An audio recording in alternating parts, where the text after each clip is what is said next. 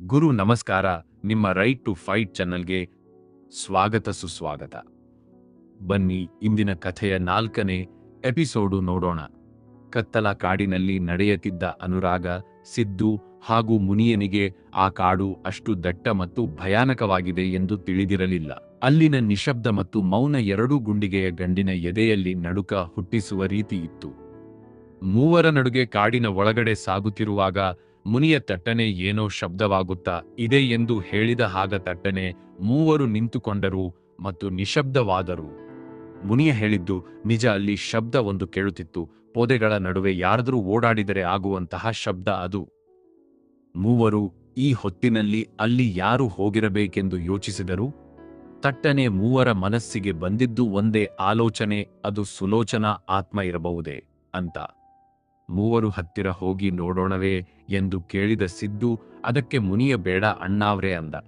ಆಗ ಸಿದ್ದು, ನಾವು ಕಾಡಿಗೆ ಬಂದಿರೋದೇ ಇಲ್ಲಿನ ರಹಸ್ಯಗಳನ್ನು ತಿಳಿಯೋಕೆ. ನೀನು ಈಗ ಬೇಡ ಅಂದ್ರೆ ಹೇಗೆ, ಬಾ ಸುಮ್ನೆ ಎಂದು ಹೇಳಿದ. ಸರಿ. ಮೂವರು ನಿಧಾನವಾಗಿ ಅವರ ಹಿಂದೆ ಶಬ್ದವಾದ ಪೊದೆಗಳ ಕಡೆ ನಡೆದರು.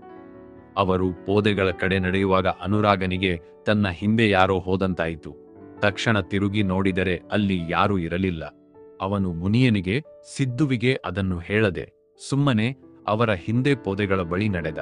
ಇವರ ಹೆಜ್ಜೆಗಳು ಪೊದೆಗಳಿಗೆ ಹತ್ತಿರ ಆದಂತೆ ಪೊದೆಗಳಲ್ಲಿ ಚಲನೆ ಕಾಣಿಸಿತು. ಅಲ್ಲಿ ಮುಂದೆ ಮುಂದೆ ಏನೋ ಒಂದು ಹೋಗುತ್ತಿರುವಂತೆ ಕಂಡಿತು. ತಕ್ಷಣ ಮೂವರು ಓಡಿ ಹೋಗಿ ಪೊದೆಗಳನ್ನು ಸರಿಸಿದರು. ಅವರು ಸರಸಿದ ರಭಸಕ್ಕೆ ಆ ಪೊದೆಗಳ ಒಳಗಿಂದ ಒಂದು ಕಾಡು ಬೆಕ್ಕು ಕಿರೀಚಿಕೊಂಡು ಅನುರಾಗನ ಮೇಲೆ ಎಗರಿ ಓಡಿತು. ಅನುರಾಗ ಭಯದಿಂದ ಕಾಡು ಎಲ್ಲಾ ಕೇಳುವಂತೆ ಕಿರುಚಿದ. ನಂತರ ಅದೊಂದು ಬೆಕ್ಕು ಎಂದು ತಿಳಿದು ಸುಮ್ಮನಾದ. ಬೆಕ್ಕು ಎಂದು ತಿಳಿದ ಮೇಲೆ ಮೂವರು ಸ್ವಲ್ಪ ನಿರಾಳರಾದರು. ಅಲ್ಲೇ ಸ್ವಲ್ಪ ಸುಧಾರಿಸಿಕೊಂಡು ಹೋಗೋಣ ಎಂದು ಮೂವರು ಅಲ್ಲೇ ಪೊದೆಗಳಲ್ಲಿ ಸ್ವಲ್ಪ ದೂರದಲ್ಲಿ ಕುಳಿತರು. ಹೀಗೆ ಕುಳಿತು ಮಾತನಾಡುತ್ತಿರುವಾಗ ಮತ್ತೆ ಪೊದೆಗಳಲ್ಲಿ ಶಬ್ದವಾಯಿತು. ಅನುರಾಗ, ಅಯ್ಯೋ, ಬೆಕ್ಕು ಮತ್ತೆ ಬಂದಿದೆ, ನಾನು ಓಡಿಸಿ ಬರುತ್ತೇನೆ ಅಂತ ಮೇಲೆದ್ದ.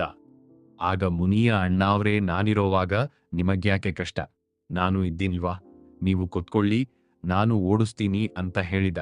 ಮುನಿಯ ಎದ್ದು ಪೊದೆಗಳ ಕಡೆ ನಡೆದ. ಅಲ್ಲಿ ಬೆಕ್ಕು ಕಾಣಲಿಲ್ಲ. ಭಯದ ಬೆಕ್ಕನ್ನು ಓಡಿಸೋದು ಕಷ್ಟನ ಎಂದು ಪೊದೆ ಅಲ್ಲಾಡಿಸಿದ.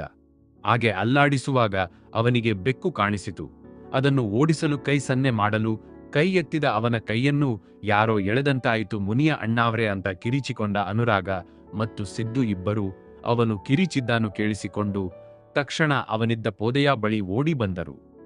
ಮುನಿಯನನ್ನು ಪೊದೆಯ ಒಳಗಿನಿಂದ ಯಾರೋ ಬಲವಾಗಿ ಎಳೆಯುತ್ತಿರುವಂತೆ, ಅವನು ಸ್ವಲ್ಪ ಸ್ವಲ್ಪ ಎಳೆಯಲ್ಪಡುತ್ತಿರುವಂತೆ ಭಾಸವಾಗುತ್ತಿತ್ತು. ಸಿದ್ದು ಮತ್ತು ಅನುರಾಗ ಇಬ್ಬರು ತಮ್ಮ ಕೈಗಳಿಂದ ಮುನಿಯನನ್ನು ಹಿಡಿದು ಪೊದೆಗಳ ಕಡೆಯಿಂದ ಹೊರಗೆ ಎಳೆಯಲು ತಮ್ಮ ಎಲ್ಲಾ ಬಲವನ್ನು ಪ್ರಯೋಗಿಸಿದರು. ಆದರೆ ಕಷ್ಟವೆನಿಸುತ್ತಿತ್ತು.